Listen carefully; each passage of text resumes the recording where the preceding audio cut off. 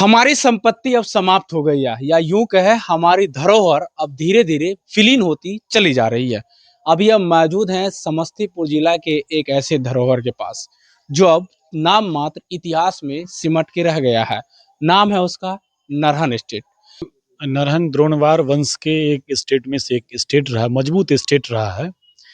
और इसकी कहानी बहुत पुरानी है। इसकी कहानी एक में हमको लगता है कि नरहन के युवा तो नहीं ही जान रहे होंगे।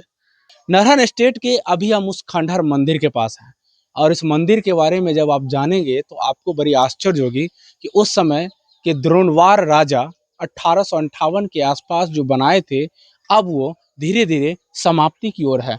अब आपके माध्यम से नरहन के और आसपास के युवाओं को मैं बताना चाहता हूँ कि नरहन स्टेट से जुड़ी एक महत्वपूर्ण कहानी 1738 ईस्वी में बंगाल रियासत और मिथिला महाराज के बीच युद्ध हुआ था। और युद्ध जो हुआ था वो राजस्व के लेके हुआ था। यह टूटी हुई खंडहर अब संकेत कर रही है कि शायद अब हमारी देखभाल करने वाले कोई नहीं है। यह मोटी मोटी दीवारें और इस प्रकार के ये ईंट, ऐसा ईंट आपको मिलेगा भी नहीं। ये सब कुछ स्पष्ट कर रहा है और सबसे बड़ा आश्चर्य की बात मैं आपको बता दूं, ये तो मिथिला मिथिला के जो महाराजा थे, दरभंगा महाराज, उन्होंने राजस्व देने से बंगाल में उस समय शायद मीर जाफर की सरकार थी, मुगल शासक ही था, तो उस समय देने से मना कर दिया था। इसके लिए युद्ध हुआ था और वहां पे लगभग 60 दिन युद्ध चले थे।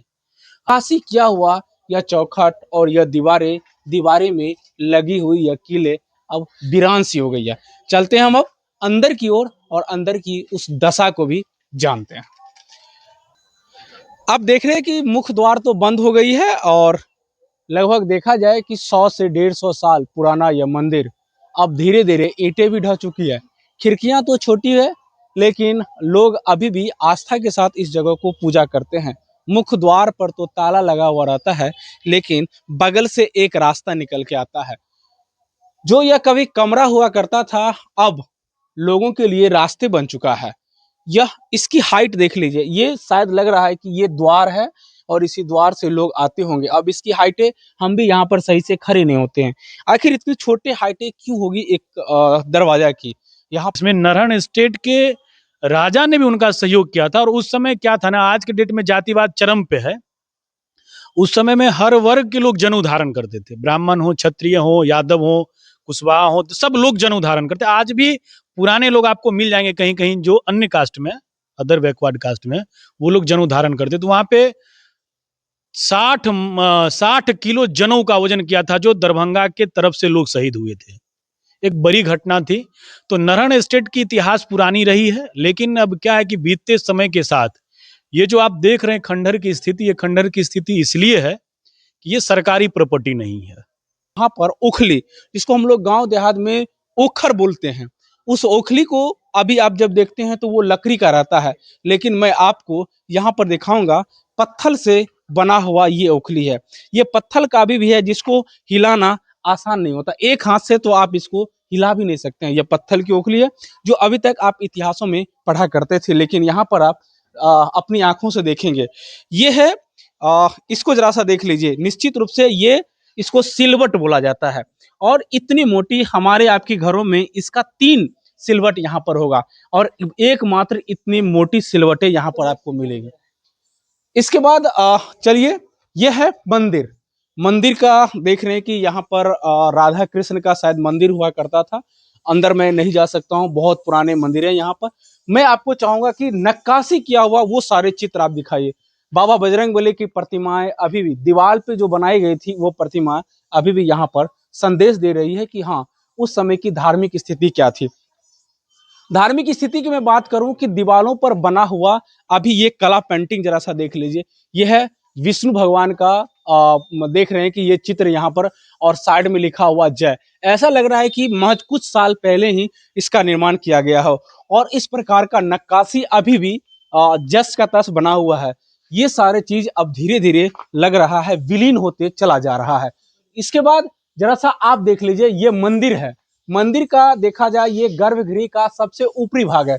इसके अंदर में अभी भी हजारों की संख्या में देखा जाए चमगादड़ होंगे और चमगादड़ की साउंड जब आप दिन में आएंगे तो उस समय भी यहाँ पर देखने को मिलेगा।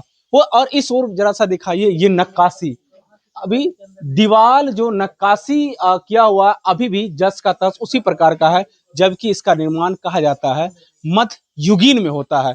हमारा नरहन एक ऐतिहासिक और वो कह सकते हैं पर्यटक, धार्मिक के साथ साथ पर्यटक स्थल में इसका अपना स्थान होता, लेकिन दुख है कि आज ये हरि मंदिर होता था। ये हरि मंदिर नरहन में सबसे पहले रामनवमी का जो मेला लगता था वो इसी हरि मंदिर के द्वारा लगता था, और भव्य मेला लगता था। नरहन का अपने एक इतिहास था, उस मेला का भी इतिहास था। आज वो इतिहास खो के दूसरे रूप में आ गया। आप जो अंदर में ये देख रहे हैं, ये मेन मंदिर का जो गर्भगृह जो आप देख रहे हैं, इस गर्भगृह में सोने के राम जानकी का प्रतिमा था, ठाकुर जी थे, और ये सब चोरी हो गई। न इस पे कोई पुलिस आज तक छानबीन कर पाया।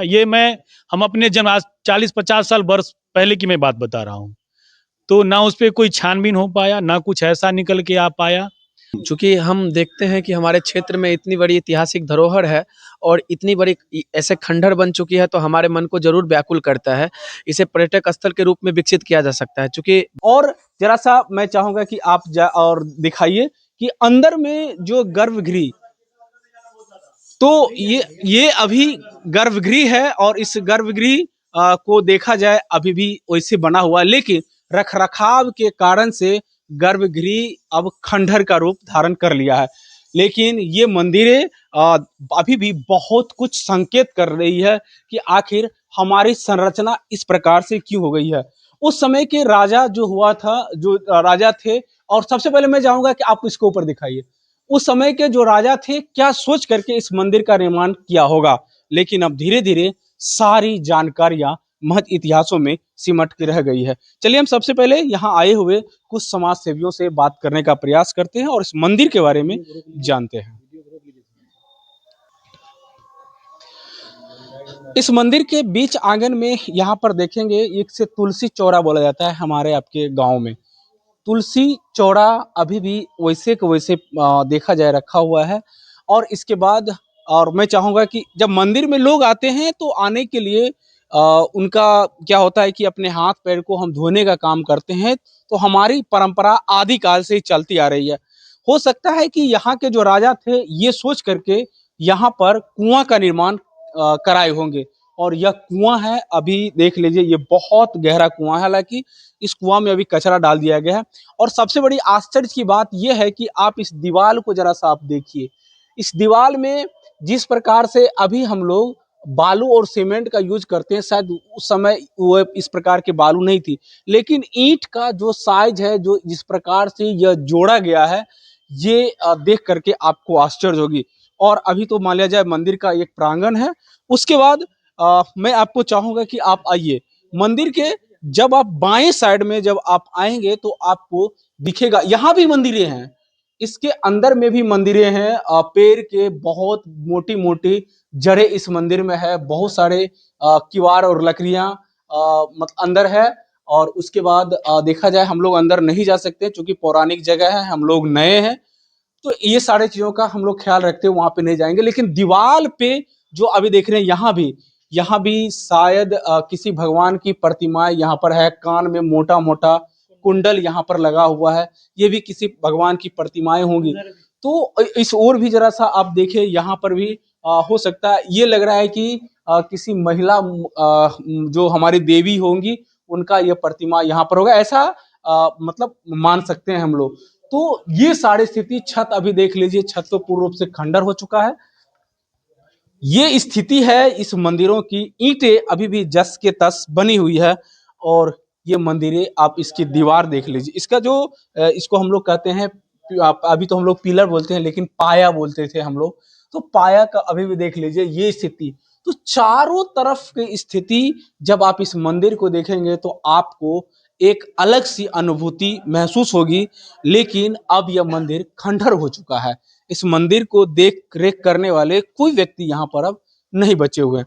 और सबसे पहले मैं आपको बता दूं कि इस मंदिर के बारे में जब आप जानेंगे तो जान करके सबसे पहले आप दौगे इस मंदिर पे आप आकर के अपने आप को फील करेंगे कि हमारी इतिहास आखिर पन्नों में ही सिमट के क्यों रह गई है।